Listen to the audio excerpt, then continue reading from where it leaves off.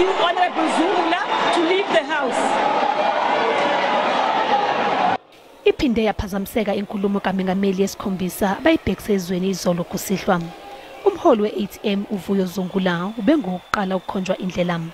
Kwase kulandela amalungu e-EFF ePhalamende emva kokuzama ukugibela la uMengameli Ramaphosa ebethula khona inkulumo.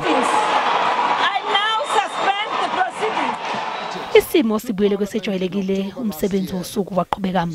Umengameli Ramaphosa uthe uhulumeni ubesebenzisa izincomo zophenyo lokwamandla kwamandla ombuso. The National Anti-Corruption Advisory Council, consisting of people from across society, is in place to advise on suitable mechanisms to stem corruption, including the overhaul of the institutional architecture of combating corruption.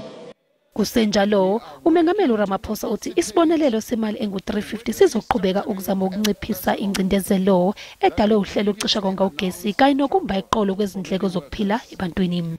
And in support of this work to counter the rising costs of living, we will continue with the social relief of distress grant, which the Minister of Finance will talk to when he presents his budget, which currently reaches 7.8 million people. We will ensure that existing social grants, yes, are provided and are even increased to cushion the poor against rising inflation.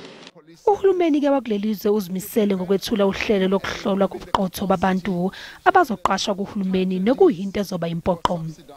Umengameli Ramaphosa uvumileke ukuthi uhulumeni akakwazanga ukuphothula ayekuthembisile ezinsukwini eziyikhulu ngenxa yezimo ezithize.